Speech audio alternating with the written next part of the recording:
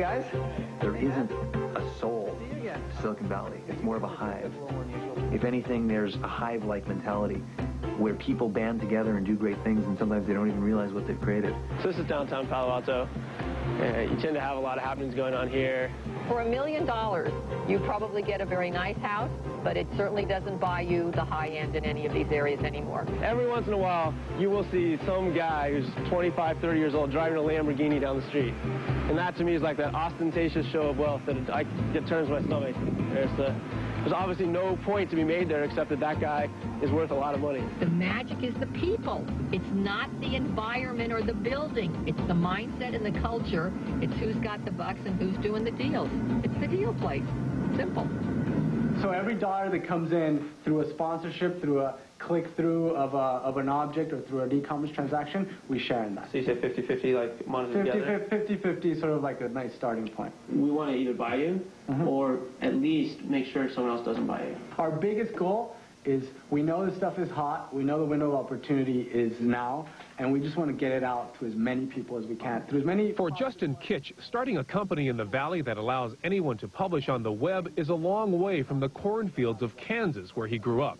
His company, Homestead Technology, is on the verge of going public, and Kitch is uncomfortable with the economics of the system. The fact that people who are my age can be worth millions of dollars after only a few years' work, and people of my parents' generation work for 30, 40 years so that they can retire with $1 million if they're lucky, or retire with $500,000, and it's absurd. People always want to know, what's your valuation, what's your valuation? It was around 100, so 100 million or so. What we're trying to do is change the world and emancipate, liberate, but yet in our own little world, we're sort of screwing, the rich are getting richer and the poor are getting poorer and having to, literally cannot buy a house next to the office that they work in. Well, it may be a piece of grass, but it's a piece of grass in Palo Alto, and that's worth a hell of a lot more than if it was a piece of grass in Fargo, North Dakota. The American dream today is that these kids are 25 to 35, and they've all made it.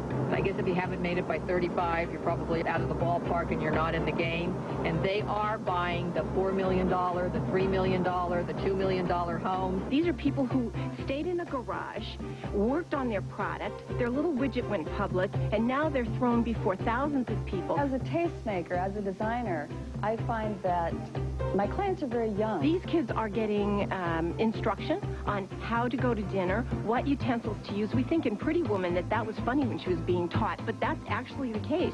2 dishwashers. Again, I think this is a lot of fun. I'd love to have this in my house for entertaining.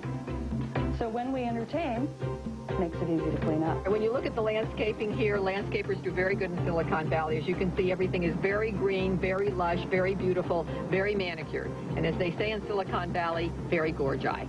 And part of the culture of the Valley is that people have their own private vineyards. And we're starting to see a lot of enjoyment of the lifestyle, the wine, good living. And what I say is enjoy the journey.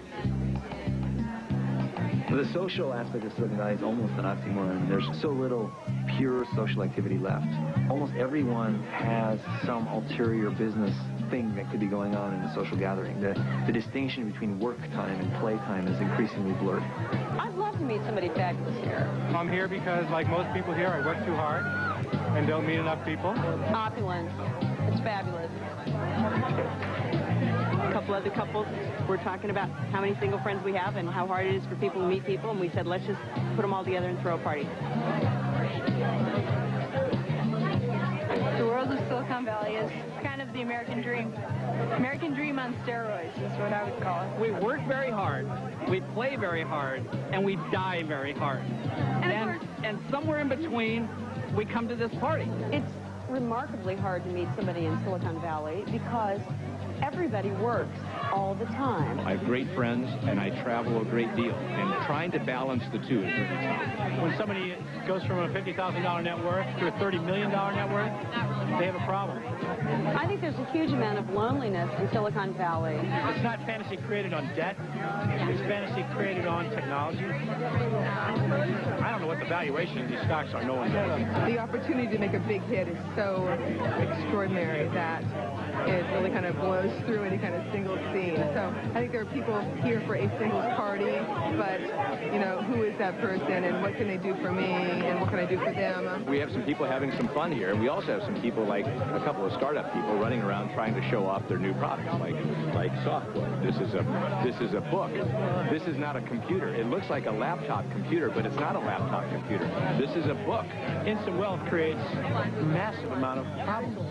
You have to hire all these people to manage all this stuff. It becomes a huge burden. I wish I had some rich internet husband, you know, take care of me so that I don't have to work anymore. I could just be a wife. Silicon Valley is a tough environment because the expectation of what you need to put out is basically about 210% of where you're expected everywhere else.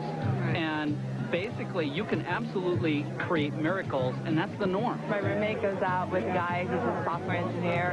He has a PhD from Stanford. He's a professor at Stanford. He has 5 patents, right? He's worth millions. And he has no social skills whatsoever. I mean, she says she has to teach her boyfriend 101. When you're working 24/7, are the sacrifices worth the increases in the bank accounts? Is loneliness simply a byproduct of the current economic explosion? The answer is simple. It's still hard to get a date in the Valley. This is a classic Silicon Valley situation. Oh, do you have a hard time getting a date? Oh, no. Because no one wants to look like there's any kind of failure whatsoever. Because, you know, you have to be pushing the envelope. My company's the greatest. My IPO's the best, blah, blah, blah. You're constantly in front of, you know, venture capitalists or funders or somebody who's interested. If you show one single ounce of vulnerability, you're toast, right? And it just came up right now. Oh, can you have a hard time getting a date? Oh, well, of course not. You know, not if I wanted to. It's major hype right now. Everybody has dollar signs in their eyes. Everybody's trying to get a little bit of press, you know, a little attention from some VCs. They all want to go public and at the right time. And there's so much hype surrounding the Valley and the companies that I think it's really tempting to forget to focus on what you should be focusing on, which is the substance of what you're building.